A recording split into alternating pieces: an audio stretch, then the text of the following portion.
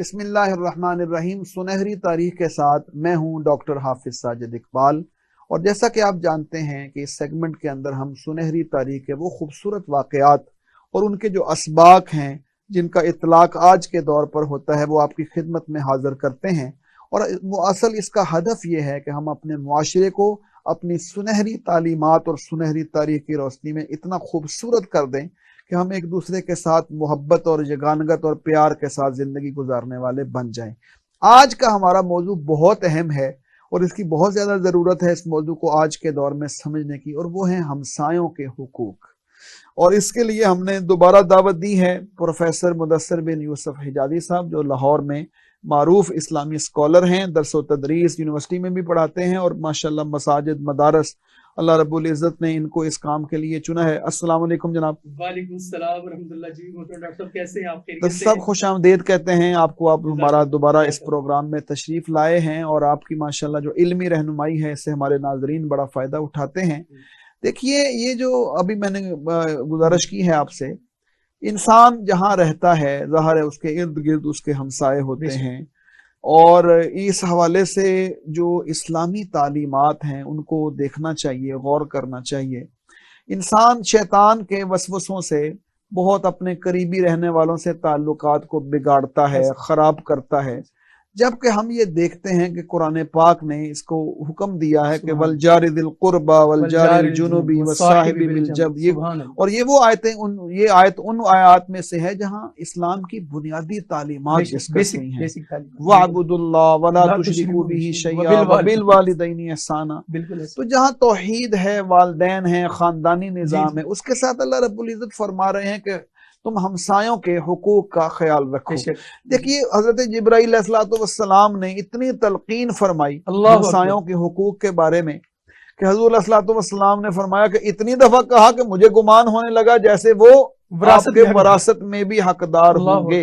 ہمارے ہاں ایک اپنی روایت ہے، ہمسایہ ماں جایا کہلاتا ہے۔ ماں جایا سے مراد ہے فیملی ممبر۔ تو میں آپ سے یہ بات گزارش کرنا چاہتا ہوں کہ آپ اس پر رہنمائی فرمائیں ہمارے ناظرین کی، کہ آخر یہ اسلامی تعلیمات میں یہ جو ہمسایوں کے حقوق ہیں اس کی معاشرتی اہمیت کیا ہے کہ انسان اور ایک فرد اور ایک معاشرے کے طور پر، ایک خاندان کے طور پر اس کی اتنی اہمیت کیوں ہے؟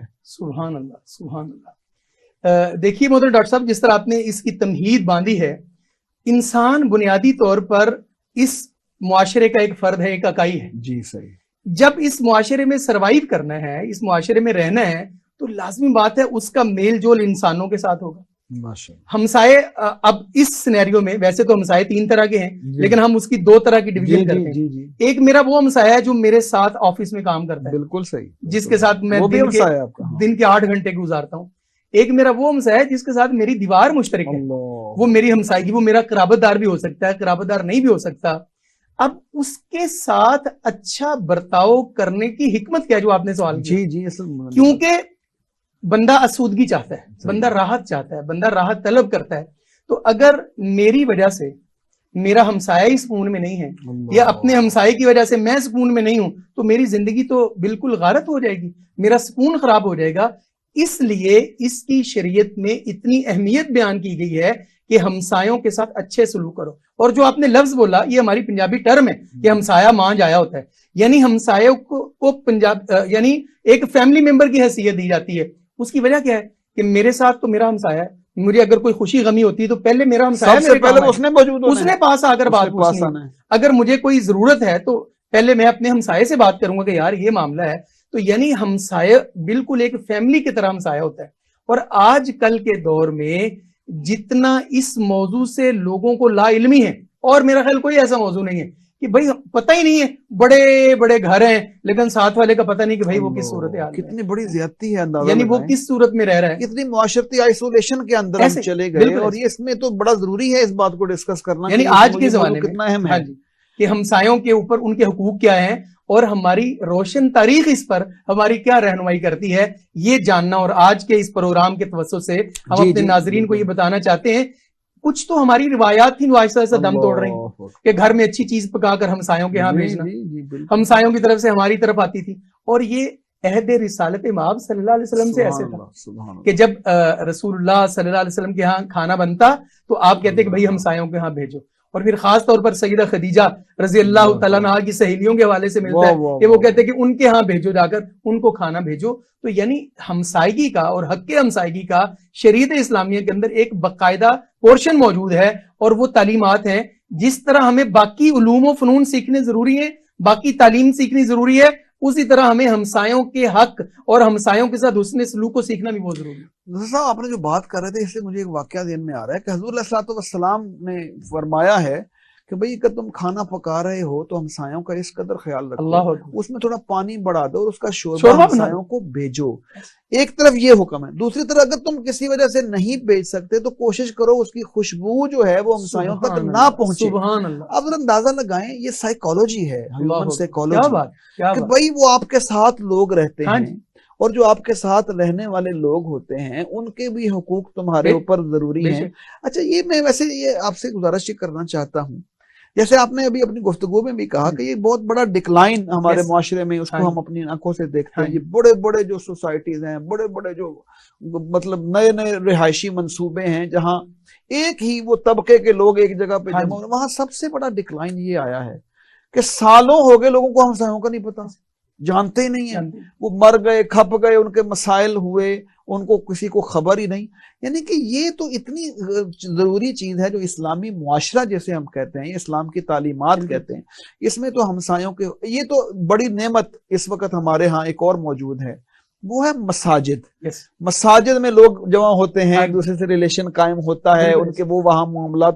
جہاں میں رہتا ہوں ہماری پوری سوسائٹی میں سب سے خوبصورت بات یہ ہے کہ وہاں ایک سینٹرل ماسک ہے، سارے گھر ساری گلیوں سے مسجد کی طرف کھلتی ہیں، سبحان اللہ. وہیں لوگ جمع ہوتے ہیں فجر میں، بعض نمازوں میں ایک دوسرے کا حال پوچھتے ہیں جو بندہ موجود نہیں ہوتا. یہ ایک اسلامی معاشرے کے اندر مسجد کا بھی ایک رول ہے جس نے معاشرے کو مضبوط کیا ہے.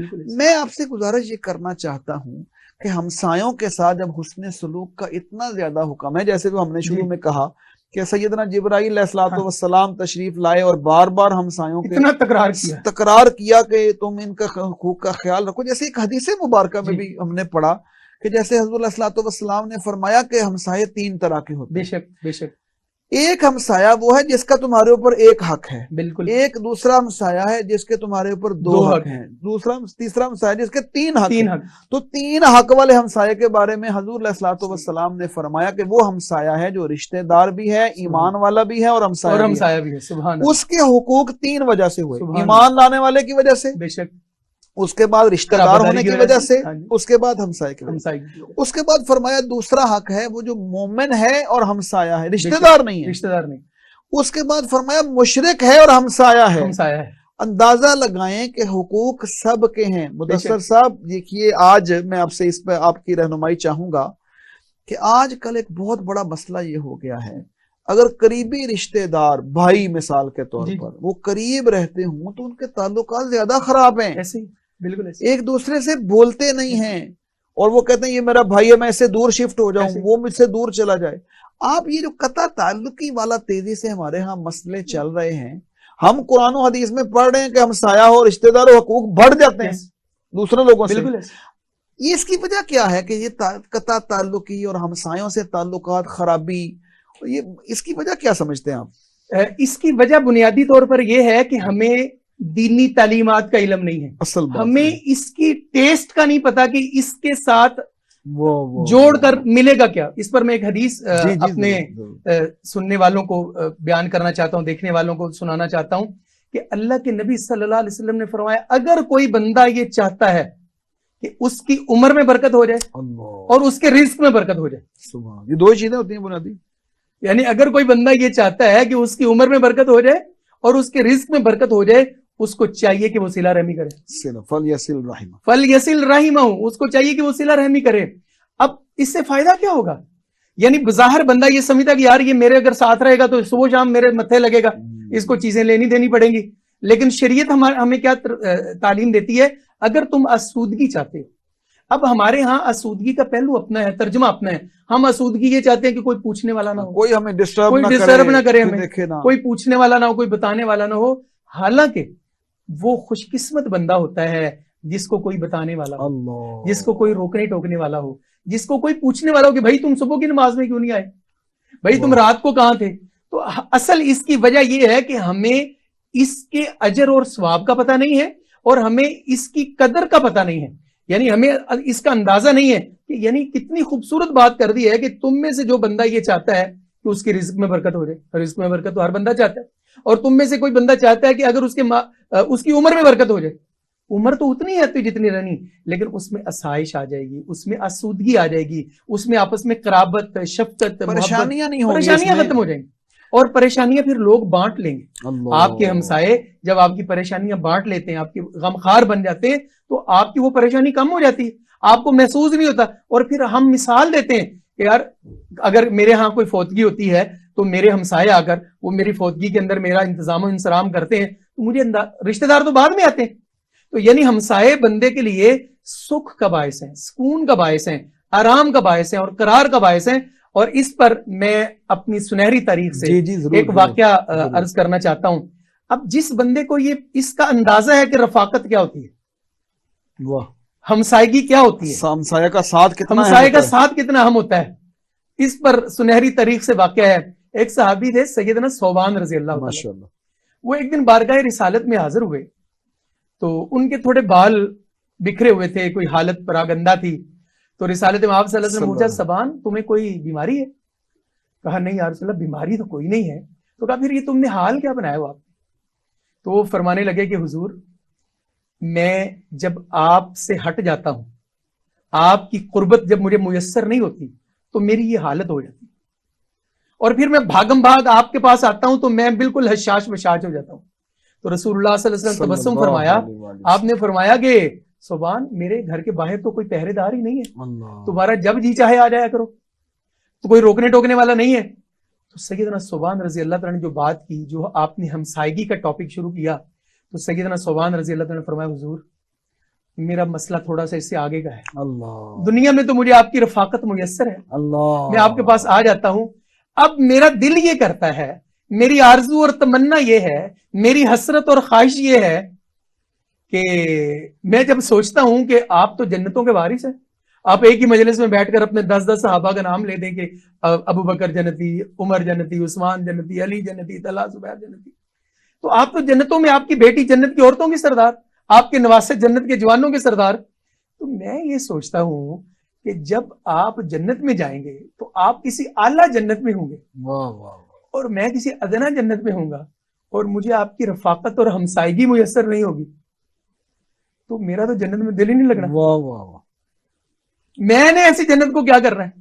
دیکھیے ہم جب اپنے ٹاؤن بناتے ہیں یا ہم اپنی رہائش اختیار کرتے ہیں تو ایک لمحے کے لیے ہمارے پیش نظر یہ چیز تو ہوتی ہے کہ وہاں یہ سہولت ہوگی، وہاں یہ سہولت ہوگی، وہاں یہ ہمسایہ ہوگا، وہاں وہ ہمسایہ ہوگا، لیکن ہمسائیگی کا یہ تصور اتنا شاندار ہے جو ہماری روشن تاریخ ہمیں دیتی ہے کہ سیدنا ثوبان رضی اللہ عنہ کہتے ہیں گویا میں جنت بھی چاہتا ہوں اور جنت میں رفاقت مصطفیٰ بھی چاہتا ہوں۔ سبحان اللہ۔ اب رسالت مآب صلی اللہ علیہ وسلم اس پر خاموش ہو گئے تو اللہ سبحانہ و تعالیٰ نے جبریل کو بھیجا قرآن دے کر، اور جبریل نے آ کر یہ اعلان کر دیا۔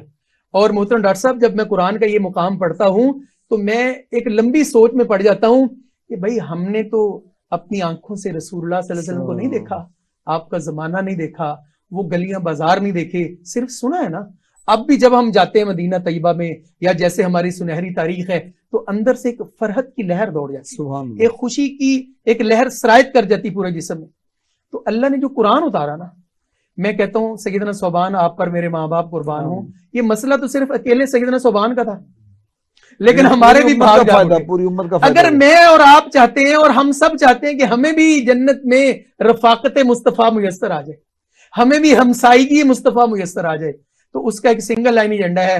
اللہ نے قرآن اتار دیا، وَمَن يُطِعِ اللَّهَ وَالرَّسُولَ فَأُولَٰئِكَ مَعَ الَّذِينَ أَنْعَمَ اللَّهُ عَلَيْهِم مِّنَ النَّبِيِّينَ وَالصِّدِّيقِينَ وَالشُّهَدَاءِ وَالصَّالِحِينَ وَحَسُنَ أُولَٰئِكَ رفیق۔ اصل یہ نکتہ ہے، یہ کیسی شاندار رفاقت ہے، یعنی اچھا ہمسایہ ملنا، اور پھر ہمیں جیسے رمضان چل رہا ہے ہم بہت ساری دعائیں کرتے ہیں، تو میں اپنے ناظرین سے یہ کہوں گا کہ اپنی دعاؤں میں ہمسائیگی کے حوالے سے یہ دعا بھی ایڈ کر لیں کہ اللہ تعالیٰ ہمیں رسالت مآب صلی اللہ علیہ وسلم کا ہمسایہ بنا لے۔ بہت خوبصورت مدثر صاحب۔ ناظرین، یہ آپ نے جو گفتگو سنی ہے یہ بہت اہم ہے، معاشرتی اقدار کے لحاظ سے، ہماری سنہری تاریخ کے لحاظ سے۔ یہ گفتگو ہماری ابھی جاری ہے اور ہم چھوٹا سا بریک لیتے ہیں، اور بریک کے بعد اسی موضوع کو یہیں سے ہی سٹارٹ کریں گے۔ ہمارے ساتھ رہیے گا، آپ ملتے ہیں ایک بریک کے بعد۔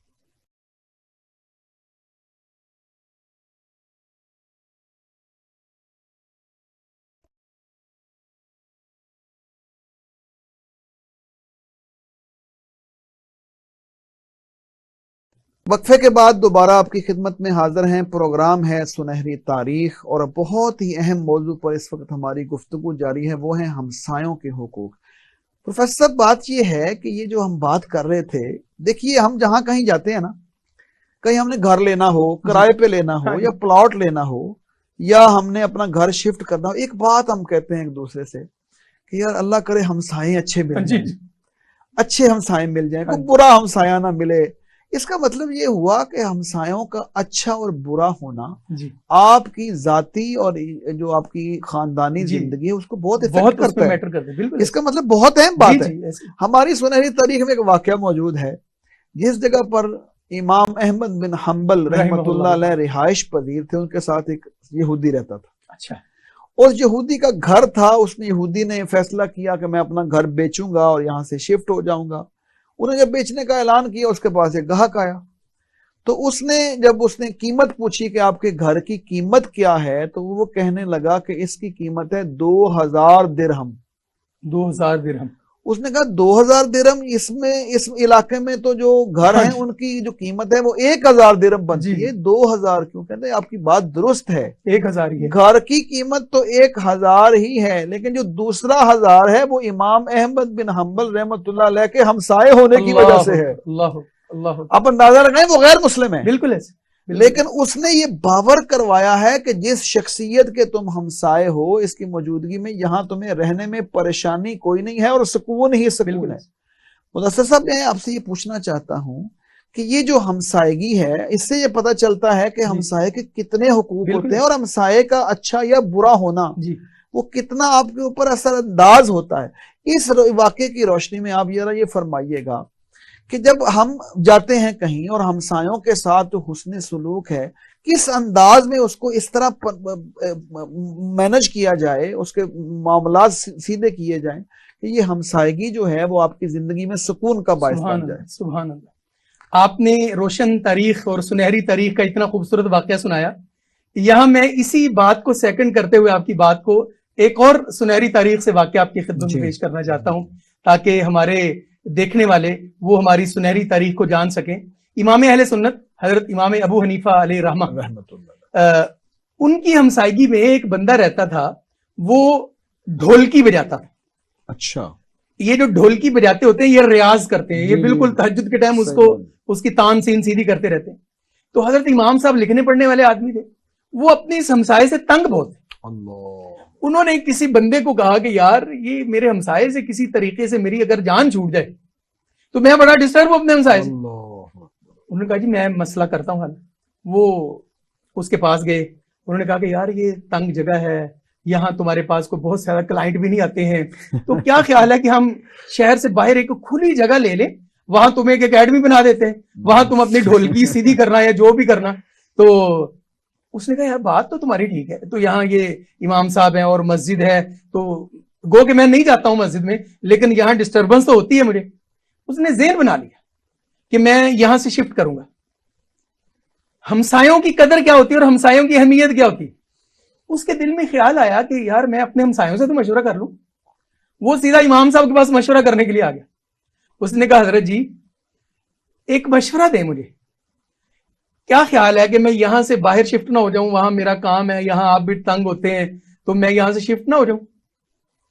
اب بذات خود امام صاحب اس سے تنگ تھے، لیکن جب ہمسائے کے حقوق کی بات آئی تو حضرت امام صاحب علیہ رحمہ فرمانے لگے دیکھو بھائی میں تو تمہیں نہیں کہتا کہ تم یہاں سے شفٹ ہو، دیکھو یہ مسجد ہے، یہاں تمہارے کان میں اذان کی آواز آتی ہے، میں یہاں باز نصیحت کرتا ہوں، بیان کرتا ہوں، اگرچہ تم نہیں سنتے ہو لیکن کبھی سن بھی تو سکتے ہی ہو. تو وہاں جا کر, یہاں تو چلو دیکھو دیکھی سنتے سنتے کبھی نہ کبھی آ سکتے ہو, وہاں تو تمہیں موقع ہی نہیں ملے گا. تو اس نے کہا یہ بات تو ٹھیک ہے آپ نے. تو اس نے اپنا پلان چینج کر لیا. اگلے دن جب وہ بندہ آیا اس نے کہا ہاں بھائی چلیے سامان اٹھائیں یہاں سے باہر چلیں. اس نے کہا جی میں نے پروگرام کینسل کر دیا اپنا, میں نے نہیں یہاں سے شفٹ ہونا. کیوں؟ کہتا میں امام صاحب کے پاس گیا تھا, ان سے میں نے مشورہ لیا, میرے ہمسائے تھے تو انہوں نے مشورہ بڑا زبردست دیا.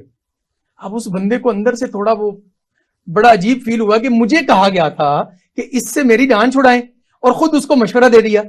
یہ ہمسایوں کی اہمیت اس سے ہمیں یوں آشکارا ہوتی ہے. تو امام صاحب علیہ رحمہ کے پاس وہ بندہ چلا گیا, امام صاحب یہ آپ نے کیا کیا؟ تو حضرت امام ابو حنیفہ علیہ رحمہ نے فرمایا کہ دیکھیے جو آپ کو میں نے کہا تھا وہ میرا مسئلہ تھا, اللہ جو میں نے اپنے ہمسائے کو بات بتائی یہ اس کا مشورہ تھا جو میرے اوپر حق تھا, اور میں نہیں چاہتا, مشورہ ویسے بھی امانت ہے, میں نہیں چاہتا کہ وہ میری ہمسائیگی سے اور مسجد کی ہمسائیگی سے بندہ دور چلا جائے. تو یعنی ہمسائے کی یہ اہمیت ہے کہ ہمسائے کو مشورہ بھی اچھا دینا چاہیے, ہمسائے کے ساتھ حسن سلوک بھی کرنا چاہیے. یہ ہماری روشن تاریخ ہمیں سبق سکھاتی ہے. یہ بہت اہم موضوع ہے. میں دو حوالوں سے آپ کی رہنمائی چاہتا ہوں باری باری ذرا. پہلے یہ ہے کہ جیسے قرآن پاک میں ہمیں تعلیم ملی اور آپ نے شروع میں اس کی طرف اشارہ کیا تھا. ایک وہ ہمسایہ ہے جو آپ کے ساتھ رہائش پذیر ہے, اس کے علاوہ بھی تو ہمسائے ہیں نا, سفر کے ساتھ آپ نے کام کرنا ہے, سفر میں ہے, عارضی ہمسائے ہیں. اور ان کے ساتھ بھی ہم دیکھتے ہیں کہ اگر تعلیم درست نہ ہو, ہمیں پورا شعور نہ ہو, تو ان کے ساتھ بھی اچھا سلوک لوگ نہیں کرتے, بالکل نہیں کرتے, لڑائی کر لیتے ہیں, چھوٹے چھوٹے مسائل ہیں. حالانکہ سفر میں اگر آپ کسی کے ساتھ جا رہے ہیں تو سفر میں اثار و قربانی, کھانا پینا ہے, معاملات ہیں, ہمارے بہت سارے طریقے واقعات ہیں. یہ جو حسن سلوک ہے ان ہمسایوں کا جو آپ کے گھر کے ساتھ تو نہیں ہے, بالکل, لیکن وہ ویسے ہمسائے کے حکم میں ہیں, انہیں کس طرح مینج کرنا چاہیے, کس طرح حسن سلوک کرنا چاہیے ان کے ساتھ. بینگ مسلم, یہاں جو مجھے شریعت رہنمائی کرتی ہے, بینگ مسلم جو میری شریعت مجھے رہنمائی کرتی ہے کہ میں تو ہوں ہی سراپائے آشتی اور امن. اور کیا فرمایا, المسلم من سلم المسلمون من لسانہ و یدہ, یعنی مسلمان ہوتا ہی وہ ہے جس کی زبان اور ہاتھ سے دوسرا مسلمان محفوظ رہے. اب اگر مسلمان ہمسایہ ہو, وہ تو بالاولیٰ اس بات کا متقاضی ہے کہ وہ میرے حسن اخلاق اس کا زیادہ حق بنتا ہے. میں اپنی زبان سے, بس اوقات ایسے ہم دیکھتے ہیں کہ ہم نے گھر میں بلا شبہ تلاوت ہی لگا دی, فرض کریں اونچی آواز میں لگا دی, میرے ہمسائیگی میں کوئی بندہ بیمار ہے تو مجھے اس کا خیال کرنا چاہیے. یعنی میری شریعت یہ رہنمائی کرتی ہے کہ میں اپنے کسی مسلمان کو کسی طور پر بھی تنگ نہ کروں, چاہے جائے کہ وہ ہمسایہ ہو. جس طرح آپ نے فرمایا کہ ہم گاڑی میں سفر کر رہے ہیں, ٹرین میں سفر کر رہے ہیں, بس میں سفر کر رہے ہیں, تو دیکھیں آپ کے ساتھ وہ بندہ تھوڑی دیر کے لیے بیٹھا ہے, اب یہ آپ کی تعلیم, آپ کی تربیت, آپ کا مسلمان ہونا اس کا اظہار ہے کہ آپ اپنا شو کر رہے ہیں کہ وہاں کے نہیں بھائی آپ کوئی تربیت یافتہ بندے ہیں, آپ کی کہیں سے تربیت ہوئی ہے, آپ کے والدین نے آپ کی تربیت کی ہے. اور ایسے ممکن ہے کہ آپ کا کوئی ہمسایہ غیر مسلم ہو اور وہ آپ کے اخلاق کو دیکھے, آپ کے اطوار کو دیکھے, وہ کہ یار میرا تو مسلمانوں کے بارے میں جو تصور تھا وہ تو بالکل ہی عجیب تھا. مسلمان ایسے ہوتے ہیں, اگر مسلمان ایسے ہوتے ہیں تو مجھے بھی مسلمان ہونا چاہیے. یعنی اگر مسلمان اس طرح اظہار قربانی کرنے والا ہوتا ہے تو یعنی اس پر شریعت جو میری رہنمائی کرتی ہے کہ اگر وہ تیرا ہمسایہ ہے اور مسلمان نہیں ہے لیکن پھر بھی وہ تمہارے حسن سلوک کا مستحق ہے, اور اگر مسلمان ہمسایہ مسلمان ہے, مومن ہے, پھر اور زیادہ حسن سلوک کا مستحق ہے, اور اگر وہ قرابت دار ہے تو وہ تو تیسرے درجے پر اور زیادہ مستحق ہے. یہ جو ہم رونا روتے ہیں کہ معاشرے میں امن نہیں ہے, سکون نہیں ہے, بالکل بے چینی ہے, اس کے پیچھے یہ چھوٹے چھوٹے عناصر ہیں کہ ہم نے معاشرے کے وہ جو اجزائے ترکیبی ہیں ان کو ہی استعمال نہیں کر رہے ہیں. یہ آپس میں ایک دوسرے کا خیر پوچھنا, حسن سلوک کرنا, لوگوں کے ساتھ معاملات پوچھنا کہ بھائی کس طرح گزر رہا ہے نظام, کیسے زندگی گزر رہی ہے. تو یہ اگر ہم ان قدروں کو پورا کر دیں اور ان ذمہ داریوں کو ادا کر دیں تو ہمارا معاشرہ ہمسایوں کے ساتھ حسن سلوک کر کے بہت اچھا ایک معاشرہ بن سکتا ہے ہمارا. مدثر صاحب یہ بہت ہی اہم موضوع ہے اور اس پر بہت سیر حاصل گفتگو ہوگی. اب میرا آخری ایک کوسچن ہے آپ سے اور میں اس کو اس انداز میں آپ سے پوچھنا چاہتا ہوں. دیکھیے کہ ایک طرف ہم نے پڑھا قرآن میں اس کی تعلیم ہے, رسول اللہ صلی اللہ علیہ وسلم نے اس کی ترغیب دی ہے اور لوگوں کو سمجھایا ہے, تیسرا ہم نے حضرات صحابہ کرام رضوان اللہ علیہ مجمعین کا عمل دیکھا ہے سنہری تاریخ میں سے، اور پھر جو بڑے لوگ ہیں انہوں نے اپنے ہمسایوں کے ساتھ جس انداز میں رہے۔ چوتھا ہم اس کا معاشرتی پہلو یہ دیکھ رہے ہیں اس وقت کہ ہر فرد یہ چاہتا ہے اس کے ہمسائے اچھے ہوں، اچھے تعلقات کے ساتھ رہیں، انہیں کی دوسرے سے پریشانی نہ ہو۔ ہم یہ دیکھتے ہیں کہ بہت سارے ہمسائے آپس میں تعلقات میں ناچاکی پیدا ہو جاتی ہے، چھوٹے چھوٹے مسائل کی وجہ سے لڑائی، بچوں کی وجہ سے لڑائی، اس وجہ سے کیسز ہو گئے، پرچے ہو گئے، اور اس کے علاوہ عدالتوں میں کیس چلے گئے۔ بجائے ایک جہاں آپ نے رہنا ہے اس کی بجائے وہاں سکون ملنے کی بجائے ایک دوسرے سے آپ تکلیف کے اندر ہے۔ مدثر صاحب، ہم تو ایک ایسا ملک ہے جس میں بہت سارا ہمارا زرعی رقبہ ہے، اور زرعی رقبے میں بھی سمجھنا چاہیے کہ ساتھ والی زمین والا ہمسایہ ہے، وہاں ایک دوسرے کا دشمن سمجھا جاتا ہے، وہاں کیس چل رہے ہوتے ہیں ساری عمر کے۔ اب آپ یہ رہنمائی فرمائیں کہ یہ جو ہمسایوں کے سارے حقوق ہیں، ان میں جو اسلامی تعلیمات ہیں ان کی روشنی میں ہم اپنے معاشرے کو کس انداز میں پرسکون بنائیں، بالکل گن کر بتائیے کہ کن کن چیزوں کے حوالے سے ہمسایوں کے ساتھ ہم حسن سلوک کریں کہ ہمارے ان کے اگر نعوذ باللہ تعلقات خراب بھی ہیں کسی وجہ سے تو وہ بھی درست ہو جائیں، اور ہمارے معاشرے کے اندر مثبت تبدیلی اس ضمن میں کیسے پیدا کی۔ سبحان اللہ، بہت بہت خوبصورت بات آپ نے کی ہے۔ سب سے پہلے تو میں اپنے آپ کو، اگر میرا کوئی ہمسایہ ہے تو میں بھی تو کسی کا ہمسایہ ہوں۔ بالکل وہ توقع اور وہ سہولت اور وہ عزت جو میں اپنے ہمسائے سے اپنے لیے چاہتا ہوں، واہ واہ واہ، مجھے چاہیے کہ وہ میں اس کو ادا کروں۔ اس کا مطلب ہے کہ ہمیں احسان کے رویے پر عمل کرنا ہے، یعنی سب سے پہلے آگے بڑھ کر جس طرح آپ نے فرمایا کہ اس کو گن کر بتائیں۔ مثلا میں چاہتا ہوں کہ میری عزت ہو، میں چاہتا ہوں کہ میرا خیال ہو، میں آؤں تو میرا ہمسایہ مجھے ملے، میرا ہمسایہ مجھ سے پوچھے، میرا ہمسایہ میرے گھر کوئی چیز بھیجے، میرے ہمسائے میرے گھر آئیں۔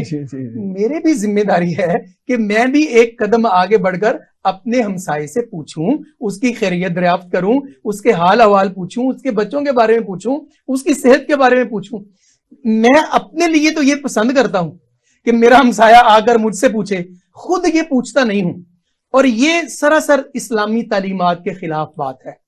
یعنی مسلمان وہ ہوتا ہے کہ جو چیز اپنے لیے پسند کرتا ہے وہ اپنے مسلمان بھائی کے لیے بھی پسند کرتا ہے۔ اگر میں اپنے لیے یہ پسند کرتا ہوں، اپنے لیے عزت پسند کرتا ہوں، اپنے لیے ریلیکس پسند کرتا ہوں، تو یہ تو گیو اینڈ ٹیک ہے، جیسا کریں گے ویسا بھریں گے۔ اگر میں چاہتا ہوں کہ میرا ہمسایہ مجھے سکون پہنچائے، مجھے اول نمبر پر اس کے ساتھ حسن سلوک کرنا پڑے گا۔ یہ ساری چیزیں، حسن معاملہ کرنا پڑے گا، اس سے میل جول اچھا کرنا پڑے گا، خوشی غمی میں شریک ہونا پڑے گا۔ یہ جس طرح آج افطاری رمضان ہے، افطاری ہوتی ہے، تو افطاری تو وافر ہوتا ہے ہمارے پاس۔ تو اگر بندہ یہ چاہتا ہے، اور چاہیے بھی ایسے، ہونا بھی ایسے چاہیے کہ ہم اپنے ہمسایوں کے ساتھ تعلقات کو اسٹیبلش کریں اور تعلقات کو خوشگوار رکھیں۔ اور کبھی کبھار ایسا ہوتا ہے کہ معاشرے کے اندر جب آپ کوئی مکان شفٹ کرتے ہیں، کرائے کا مکان چھوڑ کر جاتے ہیں، دو طرح کے لوگ ہوتے ہیں۔ کچھ لوگ تو کہتے ہیں اچھا ہوا جان چھوٹی، بالکل، یہ ہمارے معاشرے کے روٹین کی بات ہے۔ اور کچھ لوگ کہتے ہیں کہ یار یہ تو ایسے تھے جیسے ہمارے فیملی ممبر۔ یہ بندے کے اوپر ڈیپینڈ کرتا ہے کہ وہ اچھی یادیں چھوڑ کر جانا چاہتا ہے یا بری یادیں چھوڑ کر جانا چاہتا ہے۔ تو اس کے لیے کرنا وہی ہوگا کہ بندے کو اپنا عمل پیش کرنا ہوگا، بندے کو اپنا کردار پیش کرنا ہوگا، بندے کو اپنا حسن اخلاق پیش کرنا ہوگا، بندے کو اس آگے بڑھ کر اس ہمسائے کو گلے لگانا ہوگا کہ وہ یہ سمجھے کہ نہیں یار یہ میرا دنیا میں بھی ہمسایہ ہے، اور وہ یہ دعا کرے کہ میرا آخرت میں بھی یہ ہمسایہ ہو۔ یہ جو مدثر صاحب آپ نے بات کی ہے آخرت کا ہمسایہ ہونا، اور یہاں یہ تو رسول اللہ صلی اللہ علیہ وسلم نے مختلف مواقع پر لوگوں کو خوشخبریاں بھی سنائیں، جیسے یتیم کی سرپرستی کرنے والا، کفارہ کرنے والا، میرے ساتھ وہ بالکل دو انگلیوں کی طرح ہوگا، اسی طرح سبحان اللہ۔ اس کا مطلب یہ ہوا، جیسے آپ نے پہلے بھی اپنی پہلے سیگمنٹ میں گفتگو کرتے ہوئے آپ نے بہت اچھا اشارہ کیا تھا کہ ہمیں دعا کرنی چاہیے ہم رسول اللہ صلی اللہ علیہ وسلم کے ہمسائے بنے۔